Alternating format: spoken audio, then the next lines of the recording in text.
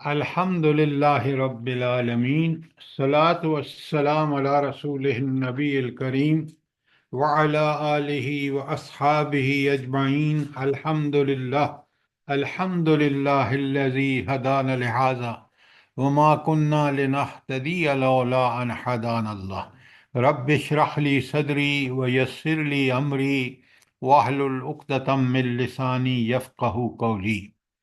آمین یا رب العالمین۔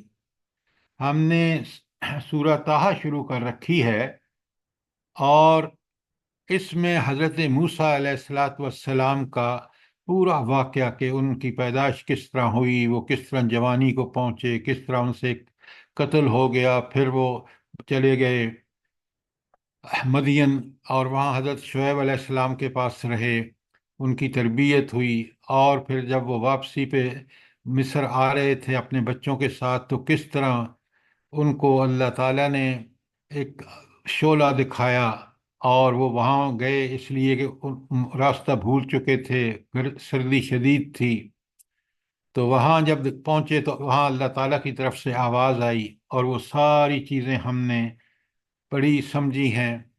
ان ساری چیزوں میں آپ دیکھ لیں کہ اللہ رب العالمین کس قدر ہر انسان کے ساتھ، بالخصوص یہاں معاملہ اللہ تعالیٰ نے بیان فرمایا حضرت موسیٰ علیہ السلام کا، اور کس طرح ان کو اس نہج پہ اس کی طرف پرورش کرتے کرتے لے آئے کہ انہوں نے ان کو تیار کر دیا اللہ تعالیٰ نے کہ وہ جائیں اور فرعون جیسے باغی اور طاغی کے سامنے اللہ کے دین کو پیش کریں، اور پھر ان کو عصا کا ایک ایسا معجزہ دیا کہ جس کی وجہ سے آپ سب آگے دیکھ رہے ہیں، اور ہم پڑھ رہے ہیں، سن رہے ہیں، سمجھ رہے ہیں کہ اس عصا کے معجزے نے کس قدر خوف زدہ کر دیا فرعون کو اور اعان فرعون کو۔ تو ابھی ہم پہنچے ہیں، آج ہم نے آیت 53 شروع کرنی ہے۔ کوئی سوال اس حوالے سے جو آپ کے ذہن میں ہو، جو اب تک ہم نے پڑھا ہے؟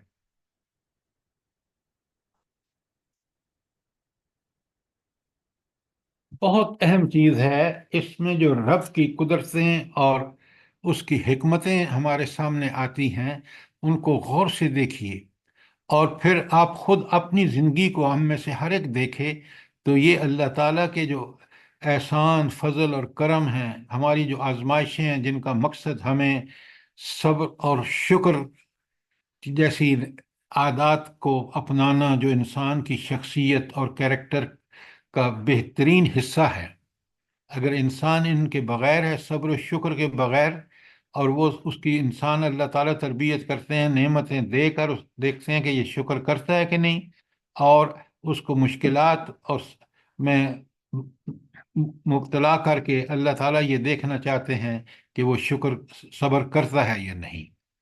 تو ان چیزوں کو بڑا پیش نظر رکھیں اور اللہ کی ان حکمتوں کو سمجھیں۔ اب ہم چلتے ہیں آیت نمبر 53 میں، بڑے غور سے دیکھیے۔ اچھا، اب وہاں تو اللہ تعالیٰ نے ہمیں حضرت موسیٰ علیہ السلام کی پوری تربیت کے حوالے سے اپنے فضل و کرم، اپنے احسان کا بتایا۔ اب اللہ تعالیٰ کہتے ہیں کہ تم صرف حضرت موسیٰ کو کیوں دیکھتے ہو؟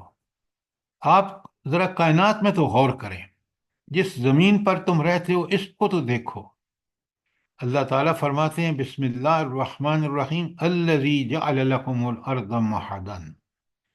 اللہ تعالیٰ نے تمہارے لیے زمین کو فرش بچھونا بنایا۔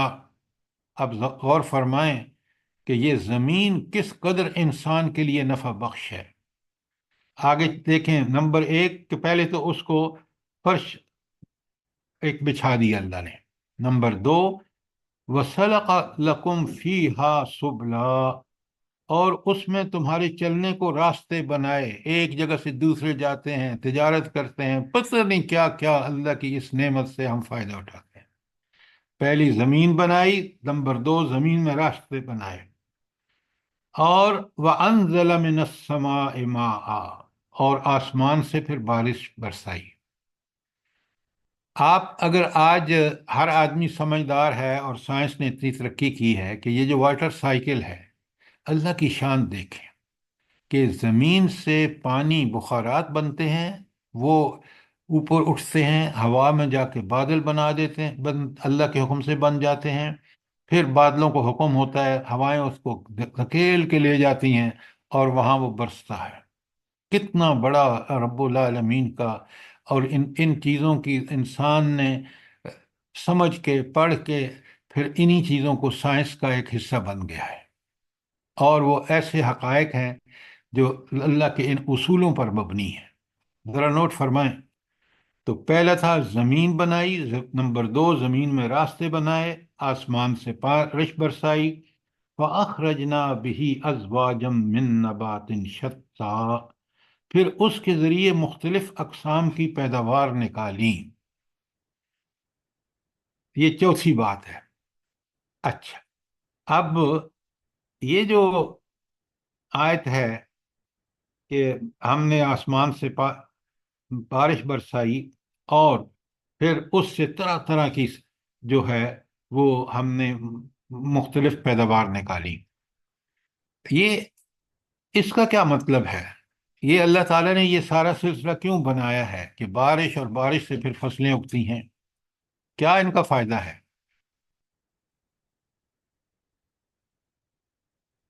جلدی بتائیں۔ انسانی زندگی کے لیے یہ چیزیں ضروری ہیں۔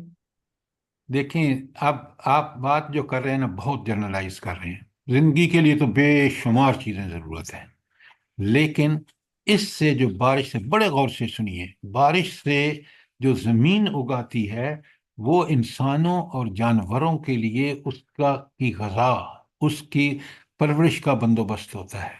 یہ آیتیں اللہ تعالیٰ کی ربوبیت سے متعلق ہیں، لکھیں آپ تاکہ آپ کو سمجھ آئے کہ وہ جو انسان پلتا ہے وہ ساری اس زمین کے اندر جو غذائیں برآمد ہوتی ہیں، وٹامنز، پتہ نہیں کیا کیا۔ تو یہ جو آیتیں ہوتی ہیں جن میں اللہ تعالیٰ بارش کا ذکر فرماتے ہیں، کبھی فرماتے ہیں ہم نے اسے پھلوں کے باغ بنا دیے، کبھی کہتے ہیں طرح طرح کی یہ سے ہم بتایا، کبھی کہتے ہیں ہم نے اناج اور پتہ نہیں کیا کیا اس میں اگایا، تو یہ آیتیں اللہ تعالیٰ کی ربوبیت سے متعلق ہیں کہ اللہ تعالیٰ نے انسان کو کی پرورش، پالنے پوسنے کا کس طرح، اس کی غذا کا کس طرح بندوبست کیا۔ یہ بات بڑی اچھی طرح سمجھیں، وہ رب کتنا مہربان ہے کہ نہ صرف انسان کو پیدا کیا بلکہ اس کو کی پرورش، اس کی ضروریات کے لیے ہر چیز پیدا کی، اور غذا کے لیے اس نے، اللہ تعالیٰ نے آسمان سے بارشیں برسائیں اور پھر اس سے زمین نے سب کچھ اگایا جو انسان کی پرورش کے لیے ضروری تھا۔ تو چار چیزیں یہ ہو گئیں، کون سی؟ اب یہ سارے دلائل ہیں کس کے؟ اللہ تعالیٰ کی قدرت کمال کے، کہ زمین بنائی، زمین میں راستے بنائے۔ اب راستے آپ دیکھ رہے ہیں، ہم چل پھر کے کہاں کہاں پہنچتے ہیں۔ پھر تیسری بات، آسمان سے پانی برسایا، اور چوتھی بات کہ اس پانی سے طرح طرح کی جو ہے وہ فصلیں اگائیں۔ پانچویں بات، اب دیکھیں، یہ ایک بات ذرا نوٹ فرمائیں کہ یہ دلائل بالکل ہر آدمی دیکھتا ہے، کوئی اس میں سائنس، فلسفے، کسی چیز کی ضرورت نہیں ہے، ڈائریکٹ آپ سمجھ سکتے ہیں، ہر آدمی کے مشاہدے میں یہ چیز آتی ہے۔ اور پھر فرمایا کلو، کھاؤ پیو، اور ورعو انعامکم، اور اپنے جانوروں کو چراؤ۔ کھاؤ سے مراد یہ ہے کہ تمہارے لیے بھی غذا اور تمہارے جانوروں کے لیے بھی غذا۔ اب ذرا ان پانچ چیزوں پر غور کرے نا انسان، اور کہیں کوئی بڑی فلسفے کی، سائنس کی، انجینئرنگ کی، میڈیکل کی کوئی ضرورت نہیں ہے، یہ ہر انسان، رب نے جو قرآن کی دلائل ہے نا وہ ہر آدمی کی سمجھ میں آنے والے ہیں۔ تو اللہ تعالیٰ فرماتے ہیں آخر میں آیت کے، ان فی ذالک لآیات لأولی النہیٰ، یقیناً، یقیناً اس میں بہت سی نشانیاں ہیں عقل رکھنے والوں کے لیے۔ آپ ذرا بہت سی نشانیاں جب فرمایا تو آپ ذرا مجھے کچھ نشانیاں بتائیں، پہلی نشانی بتائیں کہ اس میں کیا نشانی ہے عقل والوں کے لیے؟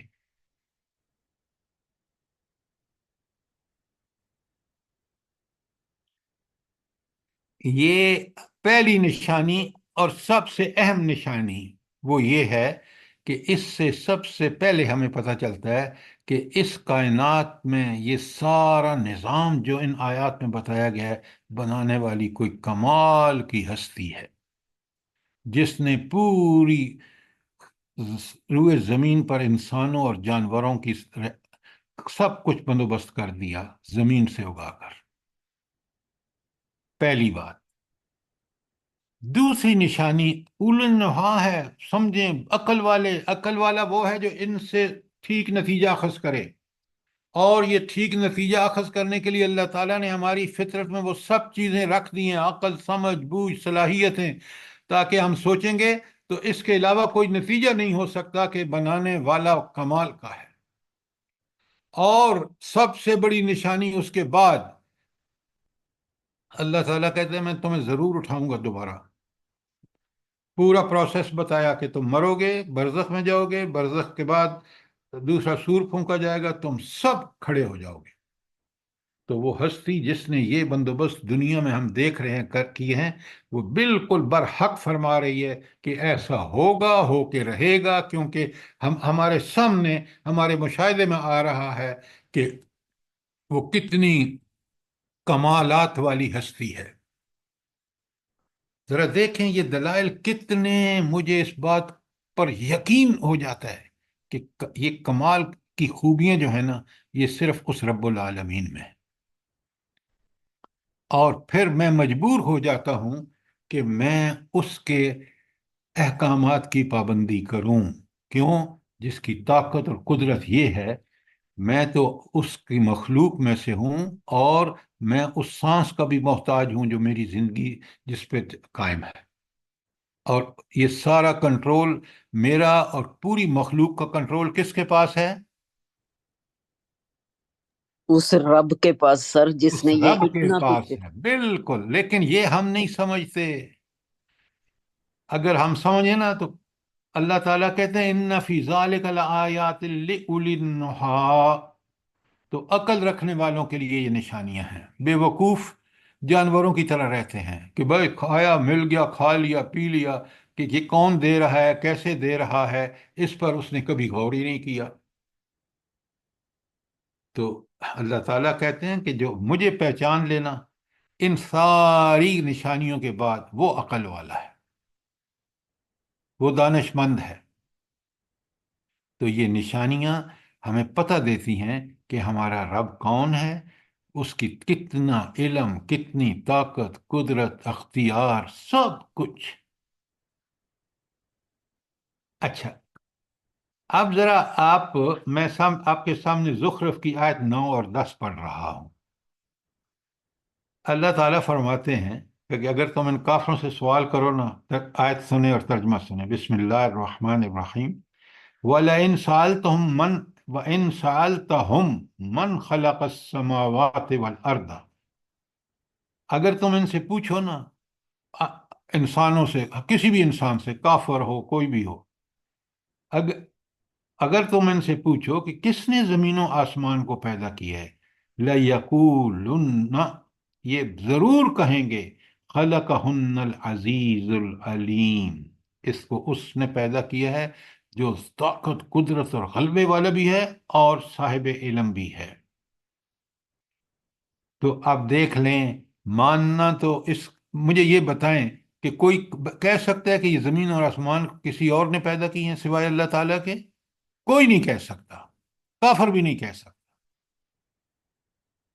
اور جگہ جگہ اللہ تعالیٰ سوال کرتے ہیں الم نجعل الارض مہادا، یہ سورہ نبا کی آیت 6 ہے، کہ کیا ہم نے زمین کو بچھونا نہیں بنایا؟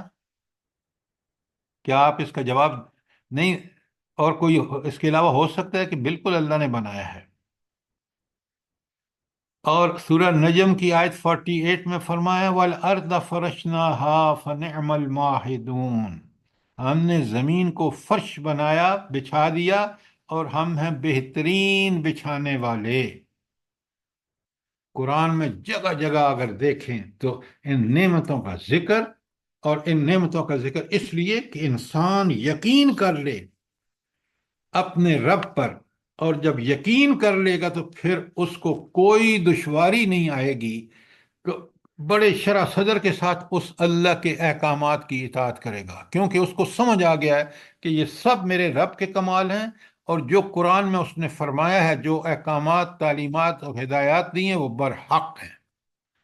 اس کے علاوہ کوئی چیز حق نہیں ہے۔ دنیا آج دیکھیں کس عذاب میں مبتلا ہے۔ دنیا کو چھوڑیں، ہم مسلمان خاص کر پاکستان میں آج کے روز آپ دیکھ لیں، اس قرآن کو چھوڑ کر ذلت اور پستیوں اور اللہ کی ہدایت پہ ہمارا یقین ہی نہیں ہے۔ ہم طاقت اور ڈنڈے سے ہر چیز کو سیدھا کرنا چاہتے ہیں، جبکہ اللہ تعالیٰ نے انسان پر احسان فرمایا کہ اس نے اپنے قوانین، ہدایات، تعلیمات کامل و اکمل قرآن میں دے دی۔ ہاں، یہ آزادی ضرور دے دی کہ چاہو تو عمل کرو، چاہو تو نہیں کرو۔ عمل کرو گے انعام پاؤ گے، عمل نہیں کرو گے دنیا میں بھی ذلیل اور آخرت میں دائمی جہنم کا تمہیں سامنا ہوگا۔ کتنی بڑی بات ہے جو ان آیات سے اخذ ہوتی ہے۔ کوئی سوال، کوئی چیز کلیئر نہ ہوئی ہو؟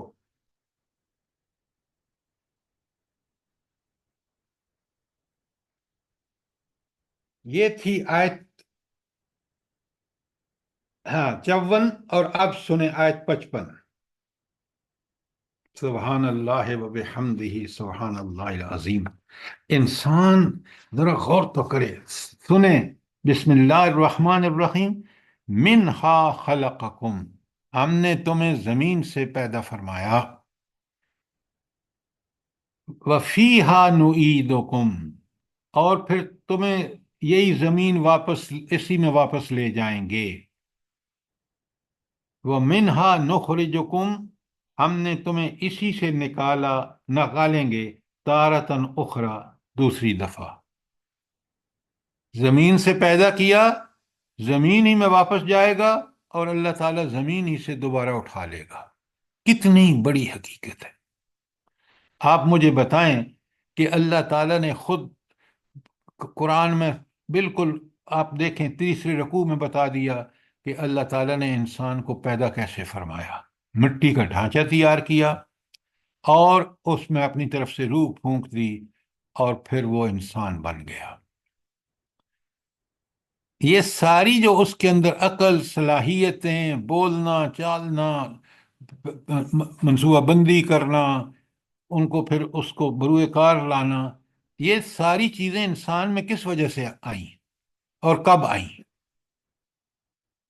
تاکہ سر وہ عقل سے کام لینا اوہ، اور کب آئیں اور کیوں آئیں؟ عقل سے کام لے، عقل دی اسی لیے۔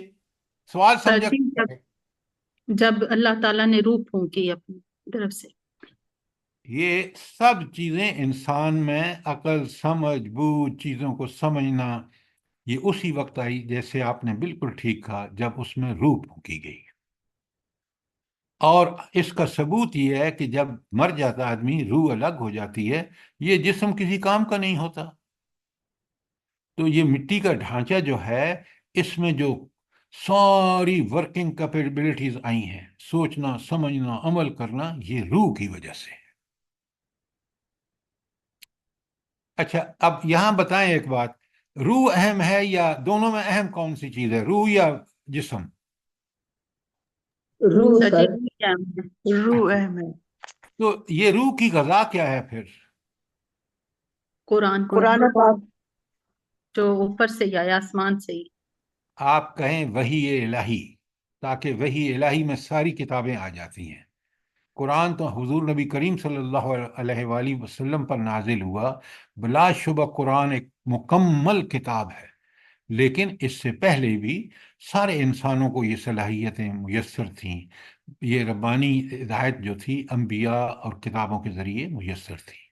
تو ہم ہمیشہ کہیں کہ یہ ساری جو انسان کو سہولیات ملی ہیں یا اس کو بتایا گیا، وہ علم وحی ہے۔ قرآن بھی وحی ہے، نبی کریم صلی اللہ علیہ وسلم پر بھی وحی نازل ہوتی تھی۔ بات سمجھ آئی ہے کہ نہیں آئی؟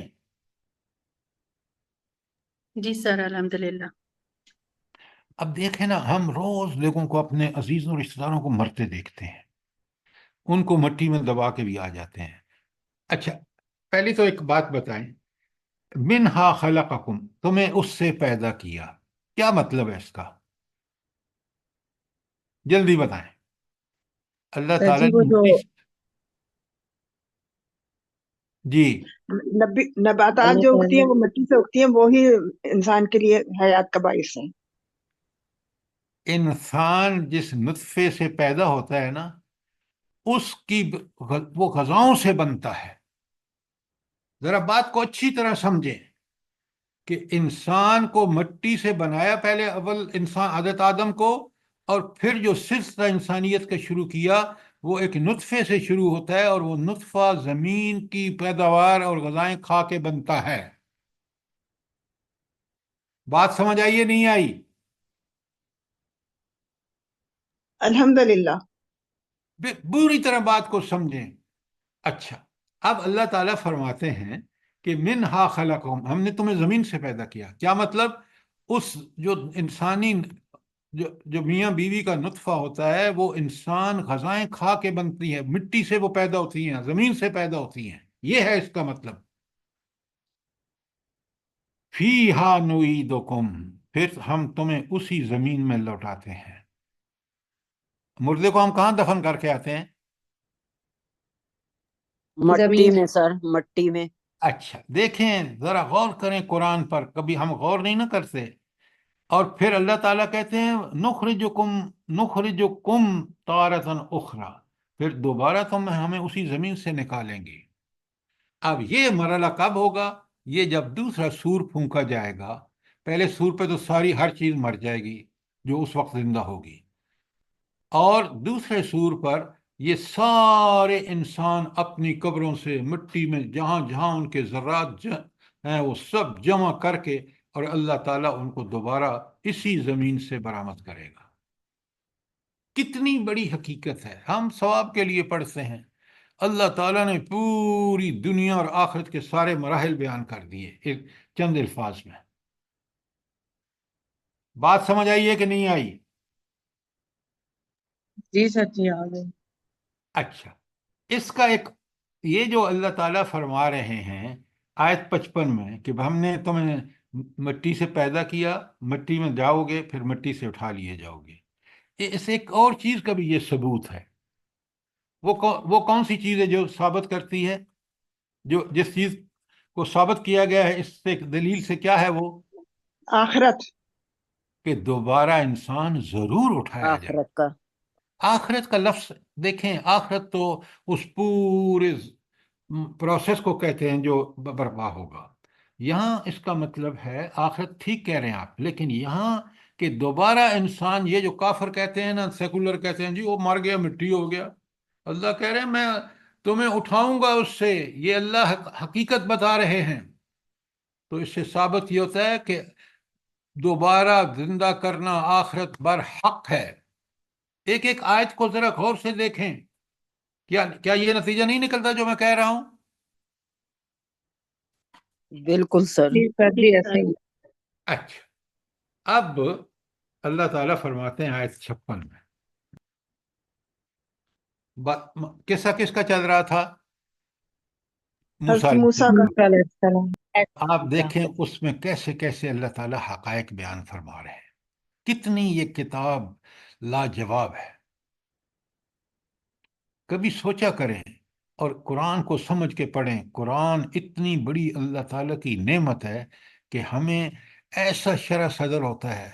اب جب مجھے اللہ کی یہ بات جو اللہ نے فرمائی کہ تمہیں زمین سے پیدا کیا، زمین میں جاؤ گے، پھر زمینی سے نکالے جاؤ گے، تو مجھے بالکل آخرت کا یقین ہو جاتا ہے، اور میں بالکل اللہ کی نافرمانی سے بچنے میں یہ چیز میرے لیے بہت ہی ممد اور معاون ثابت ہوتی ہے۔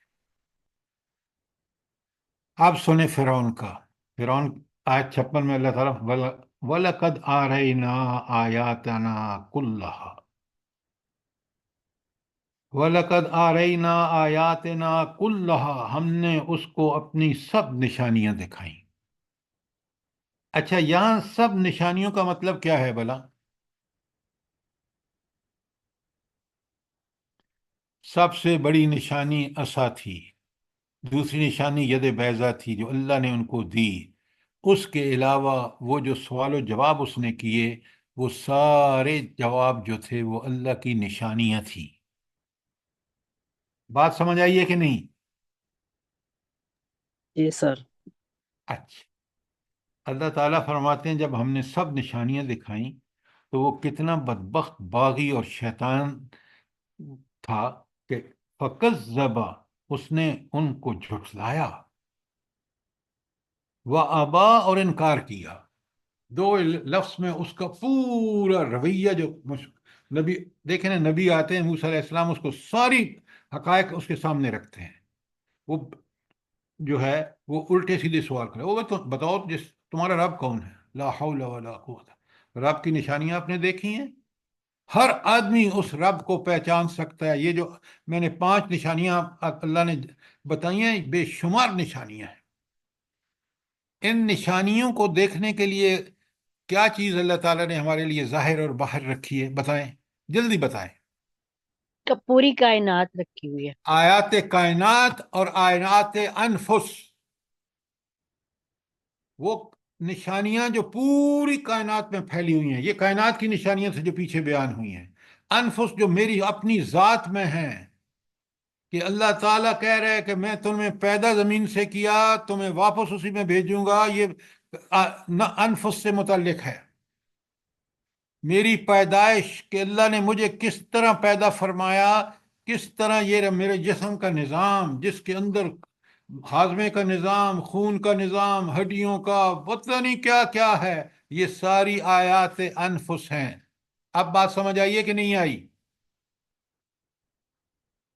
بے جی سر. شک سر. جزاک اللہ تعالی. اچھا. اب اللہ کہتے ہیں کہ کتنا وہ بدبخت تھا. طاقت اور قدرت ایسی اللہ نے اس کو عطا کی امتحان کے لیے کہ وہ بدبخت کہتا ہے انا ربکم الاعلی، کہ میں سب سے بڑا رب ہوں. نعوذ باللہ. اور اب اس نے جب یہ دیکھا کہ حضرت موسیٰ علیہ السلام تو نشانیاں لے کے آئے ہیں، تو اس نے کہا کہ مسئلہ ہی کوئی نہیں ہے، یہ جادو ہے نعوذ باللہ جو اس کا خیال تھا، اور میرے پاس تو ایک سے ایک بڑھ کر جادوگر ہیں. بڑی اہم بات آ رہی ہے آگے، ذرا غور سے دیکھیے گا. تو کہتا ہے قال، فرعون نے کہا اجیتنا لتخرجنا من ارضنا، کیا تو اس لیے ہمارے پاس آیا ہے کہ تو ہمیں اپنی زمین سے نکال باہر کرے، تم ہمیں جلا وطن کر دو. کس سے؟ بسحر کا، اپنے جادو سے. تو وہ اس کو جادو سمجھتا ہے. کہتا ہے کہ یہ جو تم دکھا رہے ہو نا، نعوذ باللہ، نعوذ باللہ، شعبدہ بازی، ڈنڈا تمہارا سانپ بن گیا اور ید بیضا، یہ سارے کے سارے تمہیں چالیں ہیں تمہاری. کس لیے؟ تاکہ تم ہمیں طاقت سے بادشاہ سے نکال کے اور تم خود بادشاہ بن جاؤ. یہ ہوتا ہے شیطانی انسان کا دماغ. جو اللہ کا دماغ، اللہ کا ماننے والا دماغ ہوتا ہے، وہ بالکل اس سے اللہ ہی کی طرف چیزوں کو لوٹاتا ہے. تو وہ کہتا ہے قال اجیتنا لتخرجنا من ارضنا بسحرک یا موسیٰ، کہنے لگا اے موسیٰ، کیا تو ہمارے پاس اس لیے آیا کہ اپنے جادو کے زور سے ہم کو ہمارے ملک سے نکال باہر کرے؟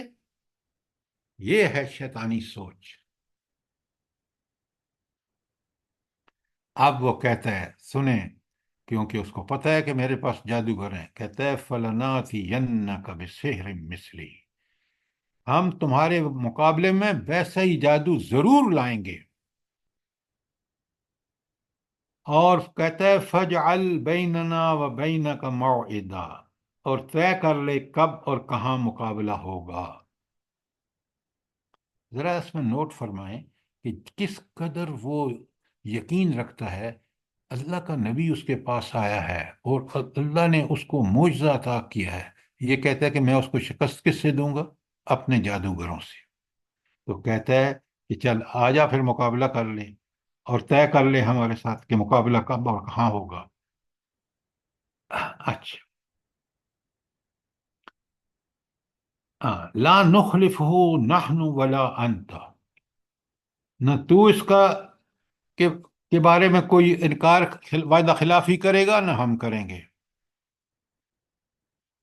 اب ذرا یہاں دیکھیں اس کا یقین کس قدر کامل ہے کہ میرے جادوگر ضرور شکست دیں گے، اور یہ موسیٰ کا ٹنٹا روز روز کا مک جائے گا، جب مقابلہ ہوگا یہ شکست کھا جائے گا۔ اور جس کا اس کو یقین ہے، آپ الفاظ سے دیکھ لیں، وہ کہتے ہیں لا نخلف نحن ولا انت، نہ تم اس کی خلاف ورزی کرو گے نہ ہم، مکان سوا، اور یہ مقابلہ بھی کھلے میدان میں ہوگا تاکہ ساری دنیا دیکھے۔ الفاظ پہ غور کریں۔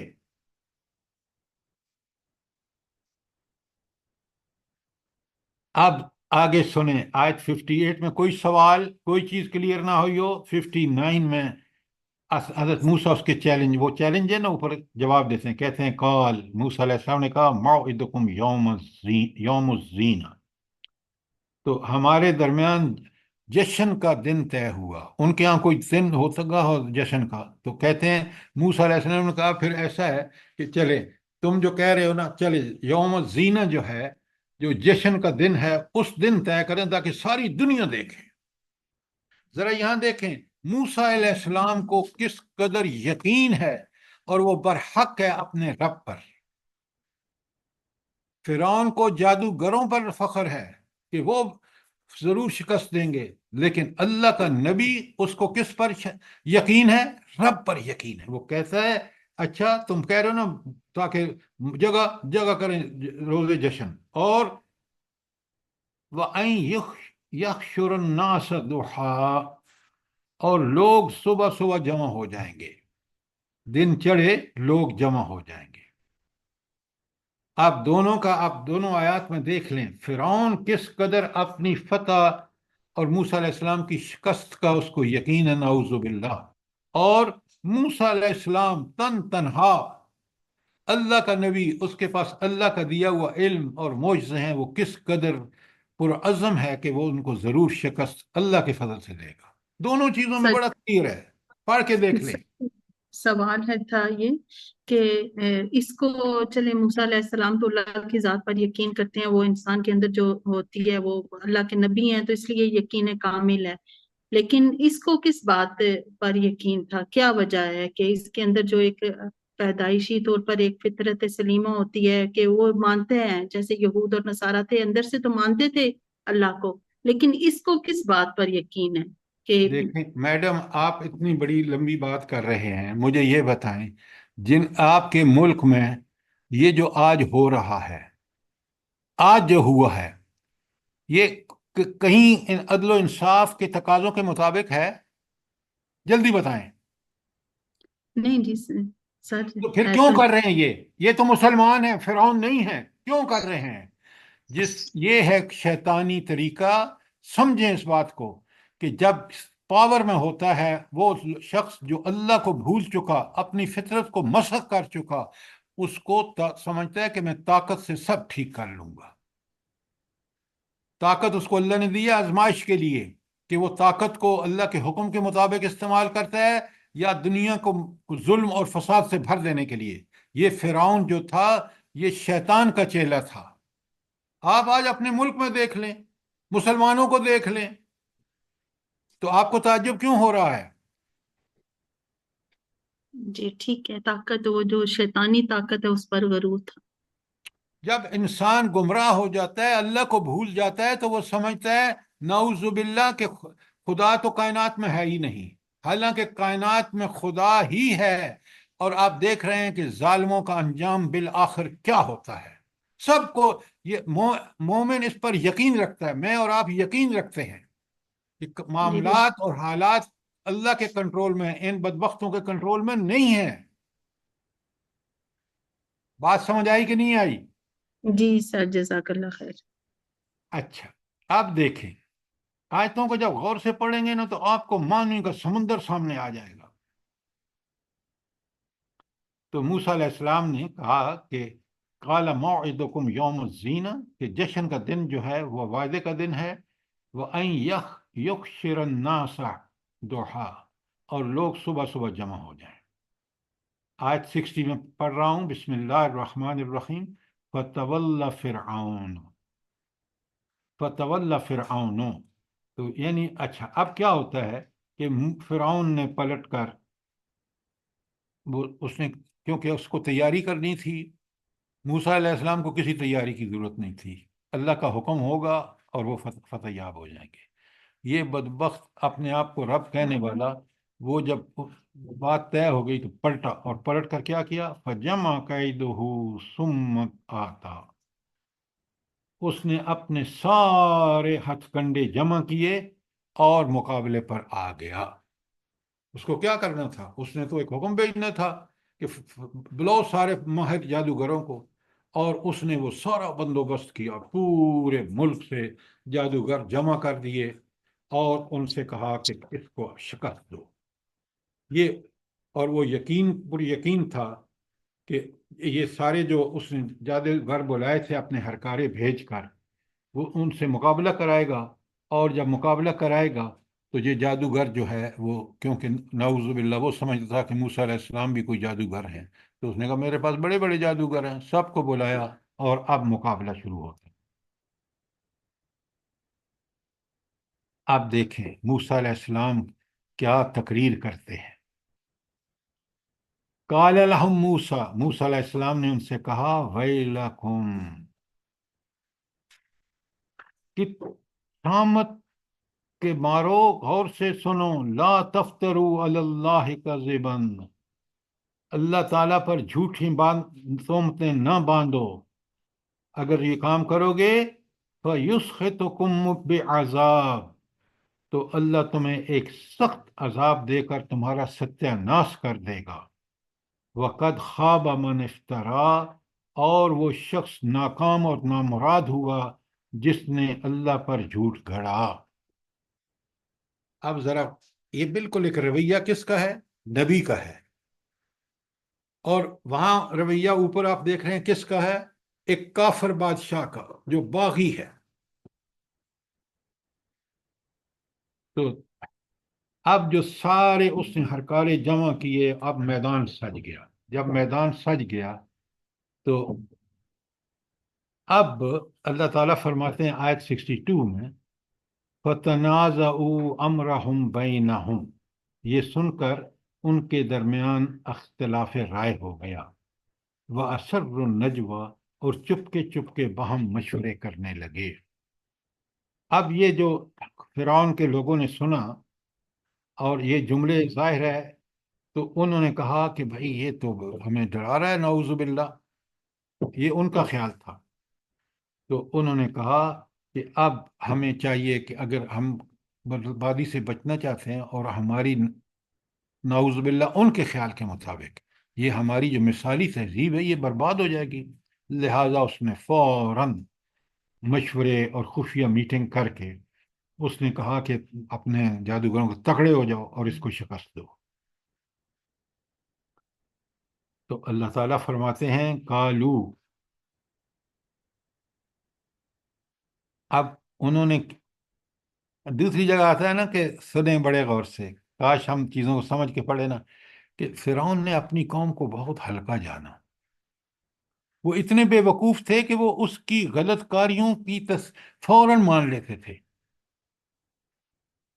تو اب وہ کہتا ہے کالو، تو وہ کہنے لگے فرعونی ان ھذان لساحران، یہ دو تو جادوگر ہیں، یریدون ان یخرجکم من ارضکم بسحرہما، یہ دونوں چاہتے ہیں کہ اپنے جادو کی وجہ سے تمہارے ملک سے ہی تمہیں اکھاڑ پھینکیں، نکال دیں۔ اور آگے سنیں وَيَذْهَبَ بِطَرِيقَتِكُمُ الْمُثْلَىٰ، اور تمہارے مثالی طریقے زندگی کا خاتمہ کر دیں۔ یہ ہے جو آج آپ دیکھ رہے ہیں امریکہ، یورپ، پہلے روس تھا، مثالی طریقہ زندگی جو کمیونزم تھا، ٹکڑے ٹکڑے ہو گیا، اور اب یہ امپیریلزم، کیپیٹلزم ان کا جو مثالی جس کو یہ سمجھتے ہیں، انشاءاللہ وہ بھی عنقریب ٹکڑے ٹکڑے ہوگا، آپ کی آنکھوں کے سامنے ہے۔ انشاءاللہ سر۔ لیکن کافر یہ سمجھتا ہے کہ یہ میرا طریقہ جو ہے نا، یہ بس انسانیت کے لیے سب سے بہتر طریقہ ہے۔ اصل میں وہ سے پہلے اس کے اوپر جو لوگ ہوتے ہیں نا، آج آپ دیکھ لیں یہ پوری دنیا شہود کے شکنجے میں، بالکل اسی ذہنیت جو ذہنیت آج آپ دیکھ رہے ہیں نا غزہ میں، کہ کس قدر انسانی جانوں کو کیڑے مکوڑے سمجھ کے تباہ و برباد کیا جا رہا ہے، اور اس کے پیچھے یورپ اور امریکہ کھڑے ہیں دونوں۔ اس کو کہتے ہیں طریقہ، یہ طریقہ المصلح ہے، بہترین زندگی کا یہ ہے طریقہ ان کے نزدیک، نعوذ باللہ۔ اور حقیقتاً بہترین طریقہ وہی ہے جو میرے رب نے ہمیں بتایا ہے۔ کاش مسلمان عمل کرتے، یقین مانے یہ آج کبھی اتنے طاقتور نہ ہوتے۔ مسلمان اس کے پیچھے چلے ہیں، وہ ذلیل اور رسوا ہے۔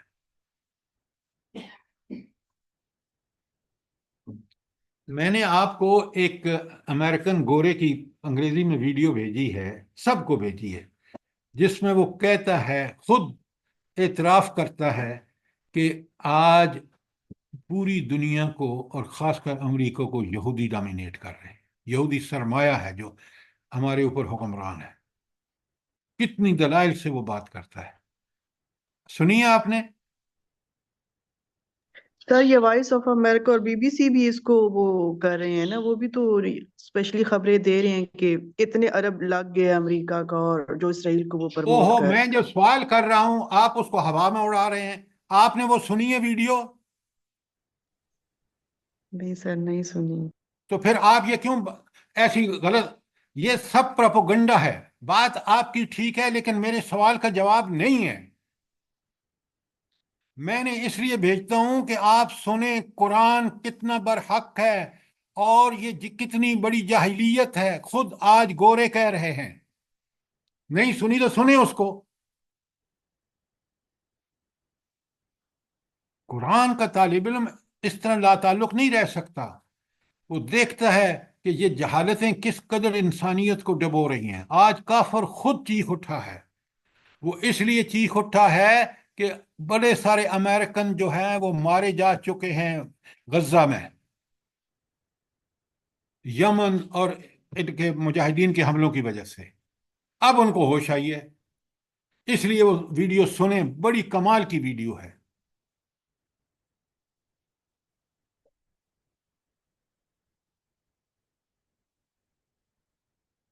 تو وہ کہتے ہیں فرعونی قالو، وہ کہتے ہیں ان ھذان لساحران یریدون ان یخرجکم من ارضکم بسحرہما، یہ دونوں بھائی جادوگر ہیں اور تمہاری زمین سے بے دخل کرنا چاہتے ہیں، اور وَيَذْهَبَ بِطَرِيقَتِكُمُ الْمُثْلَىٰ، اور تمہارے مثالی طریقے زندگی کا خاتمہ کر دینا چاہتے ہیں۔ آج دیکھ لیں کہ مثالی طریقہ زندگی صرف قرآن کا، وہ اس پہ چلنا ذرا مشکل ہے، اپنے بہت ساری قربانیاں دینی پڑتی ہیں، لیکن انسانیت کے لیے وہی مفید ہے، وہی سب سے اعلیٰ اور ارفع۔ کوئی سوال آیت 63 کے بارے میں؟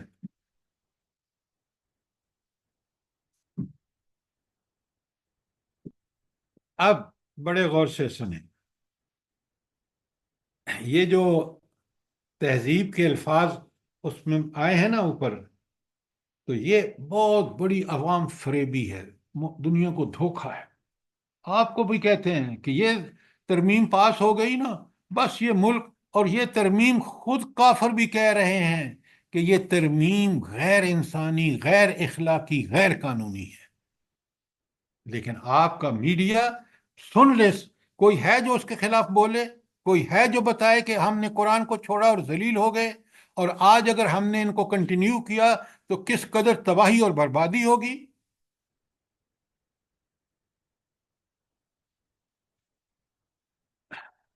کوئی سوال آج 63 تک؟ اب سنیں آج 64۔ اب جب فرعون، وہ جادوگر بھی جناب بڑے ایکسائٹڈ ہو گئے، انہوں نے بھی خوب تیاری کر لی، کہ کیونکہ ان سے وعدہ کیا گیا تھا کہ اس کو شکست دو تم ہمارے مقربین میں سے ہو جاؤ گے۔ تو کیا کیا انہوں نے؟ فَجْمَعُوا فَأَجْمِعُوا كَيْدَهُمْ ثُمَّ اوتوا صفا، پھر انہوں نے ساری تدبیریں اپنی اکٹھی کی اور ایکا کر کے میدان میں آئے۔ کیوں؟ وَقَدْ أَفْلَحَ الْيَوْمَ مَنْ اسْتَعْلَىٰ، اور کہنے لگے کہ یہ سمجھ لو کہ جو آج غالب رہا وہی جیت گیا۔ کیوں؟ اگر نعوذ باللہ ہم نے اس کو شکست دے دی موسیٰ علیہ السلام کو، جو ناممکن ہے، تو ہم دنیا کے عظیم ترین لوگوں میں سے ہوں گے، ہم فرعون کے مقرب بن جائیں گے۔ تو یہ ہے وہ مشورہ جو غور و فکر کے بعد ساحروں کو دیا گیا۔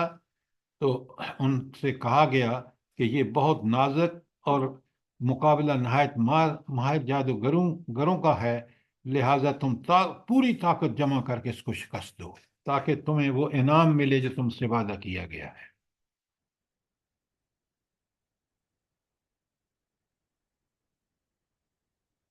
اب یہ بڑے، آپ دیکھ رہے ہیں کہ پوری تیاری سے آئے ہیں، ان کو اپنی طاقت پر ناز ہے۔ ذرا ان کی یہ حالت دیکھیے، اور مقابلے کے بعد میں اب جب آیت آئے گی تو ذرا وہاں دیکھیے۔ تو اب جب یہ پوری تیاری کے ساتھ پوری چالیں جمع کر کے اور انہوں نے شکست کا فیصلہ کر لیا نعوذ باللہ حضرت موسیٰ کی، تو اب وہ آئے میدان میں۔ قالو، تو یہ جادوگر کہنے لگے، یا موسیٰ اما ان تلقی و اما نکون اول من القا، بولے موسیٰ تم پھینکتے ہو یا پہلے ہم پھینکیں؟ یعنی جو بھی تمہارا جادو ہے پہلے تم کرو گے یا ہم؟ اب یہ کیوں کہہ رہے ہیں وہ؟ جب مقابلہ ہو رہا ہے تو یہ کیوں کہہ رہے ہیں بھلا مجھے بتائیں؟ وہ اتنے پرعزم ہیں کہ وہ خود بول اٹھے کہ بتاؤ موسیٰ، یہ تمہارے جو نعوذ باللہ جو ہے نا جادو، تم پہلے کرو گے یا ہم کریں؟ آگے سنیں غور سے، قالوا بل القوا، موسیٰ علیہ السلام نے کہا نہیں تم ہی پھینکو۔ اچھا، آپ نے اگر دیکھا ہو نا جو جادو وہ لگاتے ہیں، جادوگر کو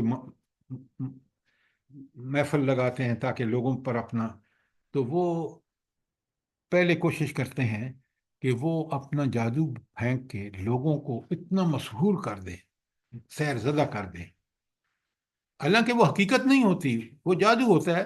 یعنی وہ جو رسی پھرسی انہوں نے پھینکی ہے، وہ ہلنا جلنا شروع ہو گئی ہے، وہ رسی ہے، وہ آنکھوں کا دھوکہ ہے، اس میں وہ رسی کوئی تبدیل نہیں ہو جاتی۔ حضرت موسیٰ کا تو ڈنڈا ہے، وہ سانپ بن جاتا ہے، اور آگے دیکھیں وہ سانپ کیسا بنتا ہے۔ تو انہوں نے اس لیے یہ کہا کہ تو پھینکتا ہے یا ہم پھینکیں، کیونکہ ان کو بڑا ناز تھا۔ انہوں نے کہا ہم پھینکیں گے، لوگوں کو کی نظروں کو نظر بند کر دیں گے، اور پھر موسیٰ جو کوئی بھی پھینکے گا اس کا کوئی لوگوں پر اثر نہیں ہوگا۔ یہ تھا ان کا خیال، اس لیے وہ کہہ رہے تھے کہ بتا ذرا تو پھینکتا ہے یا ہم پھینکیں؟ کالا، موسیٰ علیہ السلام کو اتنے، اب دیکھیں موسیٰ علیہ السلام کتنا یقین ہے، وہ کہتے ہیں چلو بھائی تم پھینک لو۔ وَإِذَا حِبَالَهُمْ وَعِصِيَّهُمْ يُخَيِّلُ إِلَيْهِ مِنْ سِحْرِهِمْ أَنَّهَا تَسْعَىٰ، تو یکا یک انہوں نے رسیاں اور لاٹھیاں جو ان کے جادو کے زور سے موسیٰ علیہ السلام کو دوڑتی ہوئی نظر آئیں، محسوس ہونے لگی۔ تو ان کا جادو کیا تھا کہ انہوں نے جو لاٹھیاں اور جو ان کی تھیں رسیاں وہ انہوں نے پھینکی، اور وہ کیا ہلنے لگی، اور لوگ بڑے حیران کہ واہ واہ یہ لاٹھیاں اور یہ تو ہلنے لگ گئی ہیں۔ تو ان کا بڑا خوش ہوئے کہ کمال کیا ہے انہوں نے۔ اور جب موسیٰ علیہ السلام نبی بھی تھے، اللہ پر یقین بھی تھا، لیکن آخر تھے تو انسان نہ، تو اللہ تعالیٰ فرماتے ہیں آیت 67 میں، فَأَوْجَسَ فِي نَفْسِهِ خِیفَةً مُوسیٰ، موسیٰ علیہ السلام اپنے دل میں ڈر گئے۔ بھئی آخر وہ جادو انہوں نے بھی تو دیکھا نا کہ یہ رسیاں اور لاٹھیاں ہلنا جلنا شروع ہو گئی ہیں، اور عوام نے تالیاں بھی بجائیں۔ تو موسیٰ علیہ السلام کو یقین بالکل تھا، آپ پہلے دیکھ رہے ہیں، لیکن آخر انسان تھے، تو انسان ہونے کے ناطے سے وہ بھی تھوڑے سے اس سے ڈر گئے۔ تو اللہ تعالیٰ نے فوراً ان کو کہا، قلنا، اللہ تعالیٰ فرماتے ہیں ہم نے حکم دیا، لا تخف موسیٰ ڈر نہیں، انک انت الاعلی، تو ہی غالب رہے گا، یہ کون فرما رہا ہے؟ اللہ تعالیٰ فرما رہا ہے، اور اللہ تعالیٰ کا فرمان برحق ہے۔ اللہ تعالیٰ فرماتے ہیں وَأَلْقِ مَا فِي يَمِينِكَ تلقف ما صنعوا، پھینک دو جو تیرے ہاتھ میں ہے۔ کون؟ وہی ڈنڈا جس کو اللہ نے اژدہا بنا دیا تھا۔ تلقف ما صنعوا، یہ ساری چیزیں جو ہیں بناوٹی، ان کو یہ نگل لے گا۔ یہ ڈنڈا جو ہے ولا يفلح الساحر حيث أتى، اور جادوگر کبھی کامیاب نہیں ہو سکتا خواہ کس شان سے آئے۔ سر رب، جی ایک وہ حصہ رہ گیا، انما صنعوا کید ساحر۔ او جزاک اللہ، وہ ایک ٹکڑا رہ گیا، انما صنعوا کید ساحر۔ تو جو کچھ یہ بنا کر لائے ہیں یہ جادو کا فریب ہے، یہ جادو ہے، یہ دھوکہ ہے، یہ حق نہیں ہے۔ تیرے ڈنڈے کو جو معجزہ ہم نے عطا کیا ہے وہ حق ہے۔ تو ذرا غور فرمائیں کہ رب العالمین کس طاقت اور قدرت کے مالک ہیں۔ کیا ہمیں یہ زیب دیتا ہے کہ ہم اس ایسے رب کی نافرمانی کریں جس کا ایک ایک لفظ برحق، جس کا حکم ہو نافذ ہو کے رہتا ہے؟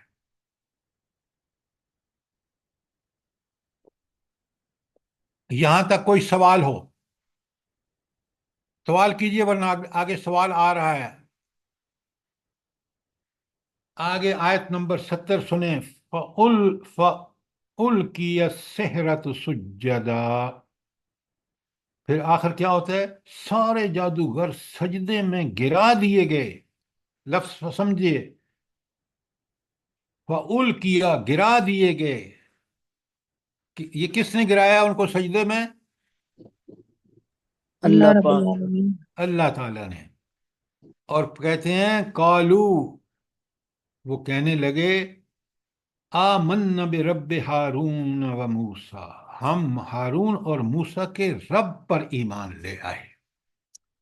اب ہم قرآن پڑھتے ہیں نا تو ثواب کے لیے، اب ذرا اس ماحول کو دیکھیے، پوری خلقت جمع ہے، فرعون نے ان کو لا کے کھڑا کر دیا کہ کرو، اور وہاں ان کو شکست ہو جاتی ہے۔ بھرے دربار میں اللہ رب العالمین ان کو توفیق دیتے ہیں۔ دیکھیے وہ ہیں جادوگر، وہ جادو کو سچی طرح سمجھتے ہیں۔ انہوں نے بالکل ثابت ہو گیا ان کو کہ موسیٰ جادوگر ہرگز نہیں ہے۔ اگر جادوگر ہوتے تو ہم ان کو شکست دے دیتے، لہٰذا ان کو بات پوری طرح سمجھ آ گئی، اللہ نے سجا دی، وہ پروفیشنل تھے، انہوں نے سمجھ لیا، اور وہ فوراً سجدے میں گر کے کہنے لگے برب موسیٰ و ہارون۔ فرعون اپنے آپ کو کیا کہتا تھا؟ جلدی بتائیں۔ انا ربکم الاعلی۔ انا ربکم الاعلی۔ اور پھر اسی میدان میں جہاں خلقت جمع ہے، سارے جادوگر سجدے میں گر کے کہتے ہم ایمان لائے موسیٰ اور ہارون کے رب پر۔ کیا بڑی شکست ہے! سوچئے، ثواب کے لیے نہ پڑھیے، سمجھ کے لیے پڑھیے، رب کی قدرتیں دیکھیے۔ اللہ تعالیٰ نے کہتے ہیں فعول کیا، گرا دیے گئے، سجدہ ان کو کرنے پر مجبور کر دیا گیا۔ کس نے مجبور کیا؟ اللہ نے مجبور کیا۔ کس لیے؟ ان کو سمجھ دے دی کہ موسیٰ جادوگر ہرگز نہیں ہے، یہ کوئی بالکل جس طرح کہتا ہے میں اللہ کا نبی ہوں، یہ اللہ کا نبی ہے، اور وہ اللہ نے ہمیں شکست دی ہے۔ اس اللہ کے سامنے وہ سجدہ ریز ہو جاتے ہیں بغیر کسی فرعون کے، جس نے ان کو بلایا تھا فتح حاصل کرنے کے لیے۔ چند سیکنڈ پہلے اس مقابلے سے پہلے کہہ رہے تھے فرعون بتاؤ میں ہم شکست دیں تو کیا دے گا، اور جب ان کو شکست ہوئی ہے تو وہ فوراً سجدے میں گر گئے۔ ذرا دیکھیے رب کس طرح چیزوں کو کھولتا ہے۔ کوئی سوال؟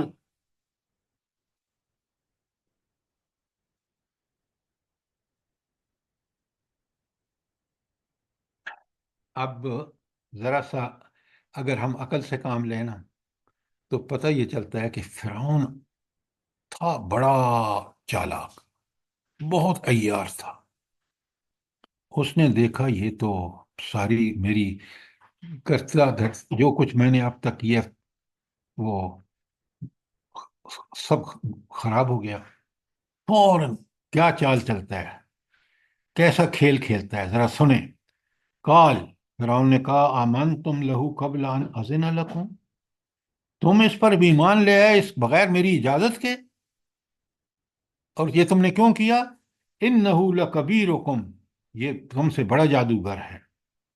الذی علمکم السحر، اسی نے تو تمہیں جادو سکھایا ہے. ذرا دیکھیں کتنی بے وقوف قوم ہے کہ فرعون جو کہہ رہا ہے اس کا کوئی جواز نہیں ہے، لیکن وہ ایسی بات کہہ رہا ہے تاکہ قوم کو سیٹسفائی کر سکے. جس طرح آج ہماری قوم سب کرتے ہوئے دیکھ رہی ہے نا کہ ہماری تباہی، ہماری اولادوں کی نسلوں کی تباہی ہے اگر یہ چیزیں نافذ ہو گئیں، لیکن ہم کھل تماشا دیکھ رہے ہیں.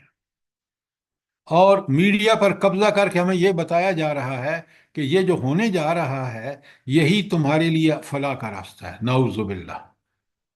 سوچیں کتنی بڑی مماثلت ہے ہر زمانے میں. جو اللہ تعالیٰ کی کتاب ہے کس طرح ہمارے سامنے واقعات کو کھول کے بتا رہی ہے.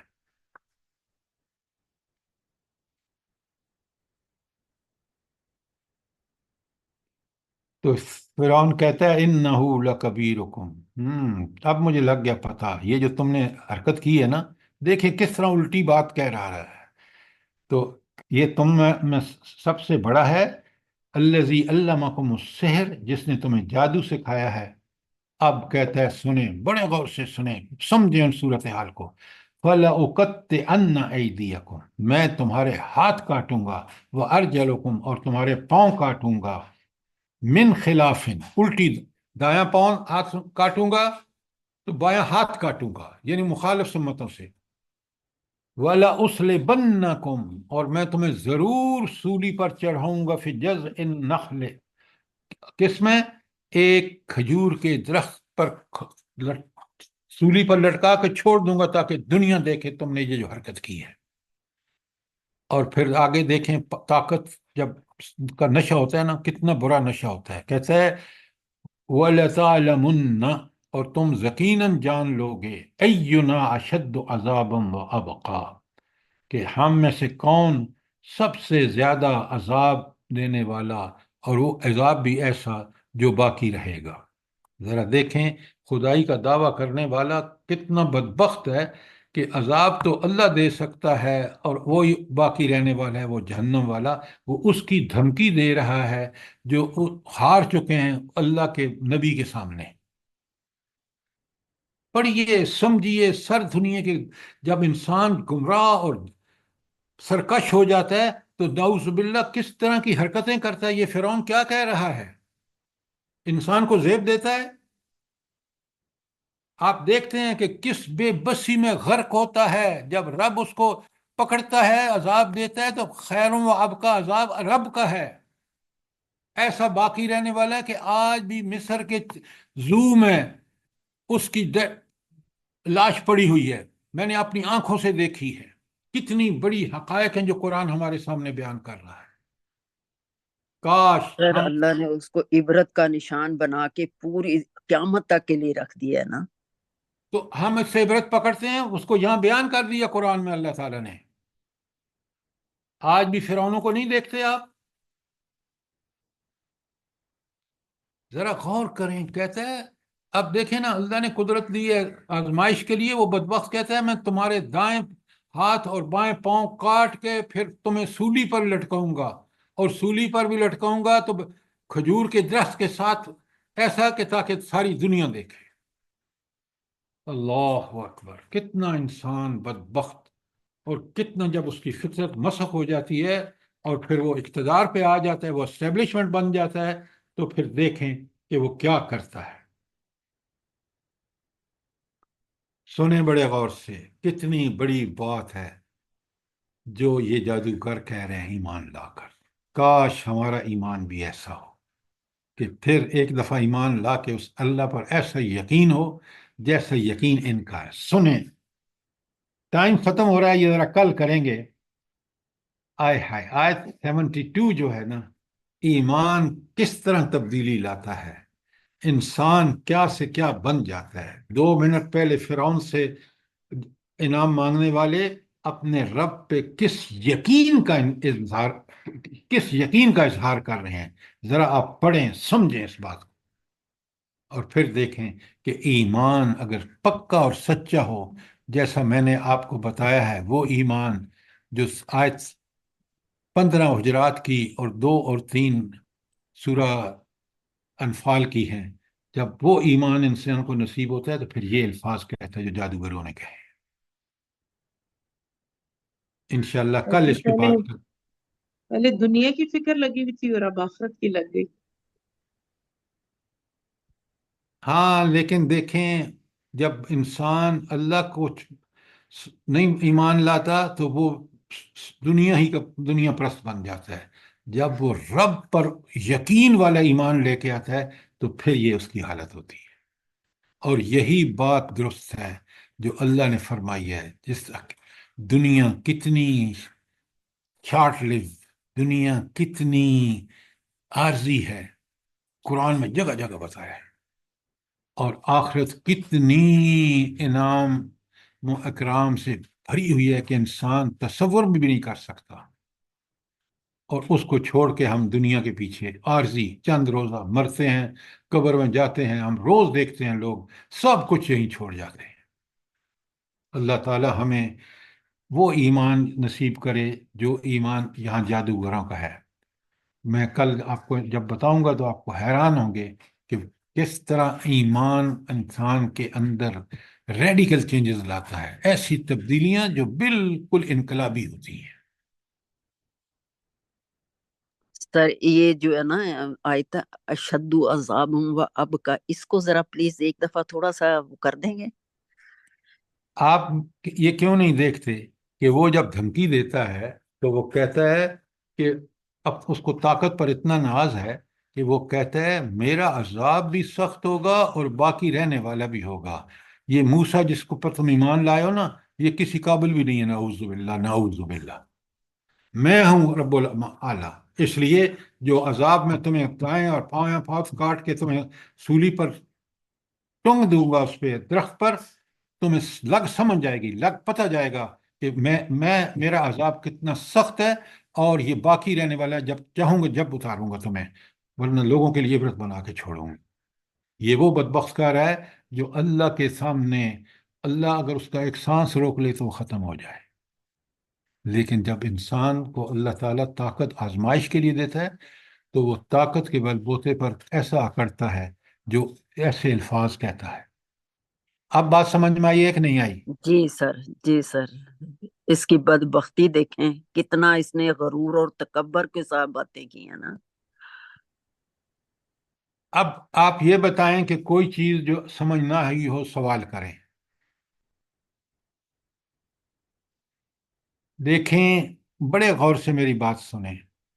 وَإِذَا تُلِيَتْ عَلَيْهِمْ آيَاتُهُ زَادَتْهُمْ إِيمَانًا. یہ کہاں آیا ہے قرآن میں؟ سورہ انفال 2 اور 3. آپ ذرا چپ رہے نا تاکہ مجھے پتہ چلے کہ کتنا قرآن کو یہ فالو کرتے ہیں. اللہ تعالیٰ نے ان کو کتنی ہمت دی ہے کہ یہ اس کے لیے اتنی کوشش کرتے ہیں. لیکن کوشش کے بعد دیکھیں نا، سورہ انفال کی آیات میں اللہ تعالیٰ کہتے ہیں کہ جب ان کے سامنے اللہ کی آیات تلاوت کی جاتی ہیں تو ان کا ایمان بڑھ جاتا ہے. ابھی ہم نے یہ واقعہ پڑھا، ساری آیات میں نے آپ کے سامنے پڑھی. یہ دراصل میرے اور آپ کے ایمان میں اضافہ ہونا چاہیے کہ یہ رب کیسی ہستی ہے، کیسی طاقت اور قدرتیں اور کیسا اس کا کمال ہے کہ بندہ ایک اس کا نبی کس طرح پورے فرعونیوں کو شکست دے کے بھری دنیا کے اندر ذلیل و رسوا کر دیتا ہے. تو اگر میرا اس پر ایمان ہے اور یہ واقعات سنتا ہوں تو وہ ایمان بڑھ جانا چاہیے مجھے، اور اس میں استقامت، اس میں عزم اور حوصلہ ہونا چاہیے. اگر یہ نہیں ہو رہا تو ثواب کے لیے پڑھ رہا ہوں تو پھر قرآن کا وہ مقصد پورا نہیں ہو رہا. بات سمجھ رہے ہیں کہ نہیں؟ جی جی سر. سر، جی سر.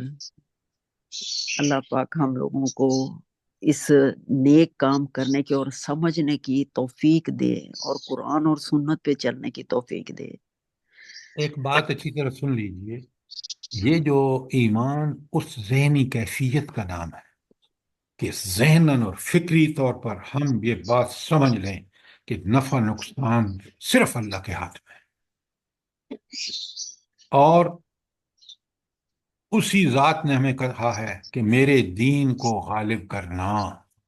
یہ مشن نبی کا تھا، اب نبی نہیں آئے گا، یہ تمہارے ذمے ہے۔ پہلے خود اس کی شہادت قولاً اور فعلاً، زبان سے بھی کہنا اور عملاً ثابت بھی کرنا کہ یہی برحق نظام ہے، اس پر چل کے دکھانا، پھر اس کی لوگوں کو دعوت دینا۔ یہ کام ہم نہیں کر رہے، تو اسی لیے یہ بدبختی آج پوری ملت کو، اور خاص کر پاکستان، کیونکہ اس مقصد کے لیے بنا تھا کہ ہم اسی قرآن اور سنت کو نافذ، اسی شریعت کو نافذ کریں گے۔ جب ہم نے اس کو دور کر دیا، اس سے دور ہو گئے، تو آج آپ دیکھ لیں، اللہ تعالی ہمیں معاف کرے، ہم سب توبہ کر کے پلٹیں اس اللہ کی طرف، معافیاں مانگیں اور اسی کے ہو کر رہ جائیں۔ آمین ثم آمین۔ سر یہ لوگ جو ثواب کے لیے قرآن پاک صرف پڑھتے ہیں، ان کو پھر قرآن پڑھنے کا ثواب بھی 100 میں سے 10% ہی ہوتا ہے، یہ کیونکہ آپ کیوں کہہ قرآن رہے ہیں؟ آپ کو اوہو، تو یہ آپ نازل کیوں نہیں کہہ رہے ہیں ہوتا۔ 10% ہوتا ہے؟ اگر میں قرآن پڑھ کے صبح آدھا پارہ پڑھ کے دکان پہ بیٹھ کے جھوٹ بولتا ہوں، دھوکے سے سودا بیچتا ہوں، مجھے 10% ثواب ہوئے گا؟ بتائیں مجھے۔ ہاں وہ بھی نہیں ہوگا پھر۔ تو پھر آپ کیوں کہہ رہے ہیں یہ بات؟ وہ میں اس لیے کہ صرف اس کے لیے روز اچھے کام بھی کریں لیکن ساتھ قرآن پہ عمل نہ ہو، اور صرف ثواب کے لیے۔ بھائی یہ عمل کرنے کے لیے پڑھنا چاہیے، یہ ثواب کے لیے، ثواب اس وقت ہوگا جب پڑھ کے سمجھ کے اس کی حقانیت پر یقین کر کے اس کے مطابق عمل کریں گے تو۔ جی سر۔ ربنا تقبل منا انك انت السميع العليم وتب علينا انك انت التواب الرحيم۔ جزاک اللہ خیرن۔ اللہ تعالیٰ مجھے جزاک بھی اور اللہ آپ خیر۔ کو پڑھنے، سمجھنے اور اس پر عمل کرنے کی توفیق عطا فرمائے۔ آمین ثم آمین۔ ہم لوگوں کے اولادوں کو بھی سر، تمام دنیا کے مسلمانوں کو ہدایت کے راستے پہ چلنے کی توفیق دے، اور جو بیمار ہیں ان کو شفائے عاجلہ اور کاملہ عطا فرمائے پروردگار، ہر کسی کو اپنی حفظ و امان رکھے، عافیت والی زندگی دے آپ کو بھی، اور آپ کے ساتھ یہ لوگ جو جڑے ہوئے ہیں ان کو بھی، سب کو۔ اور جتنی آپ محنت کر رہے ہیں اللہ پاک آپ کو بہت اجر اور بہت جزائے خیر عطا فرمائے۔ بس یہ اسی کی توفیق سے ممکن ہے۔ میں بہت شکر ادا کرنا ہوں، کاش میں اتنا شکر ادا کر سکوں جس نے مجھے یہ توفیق بخشی ہے۔ آمین ثم آمین۔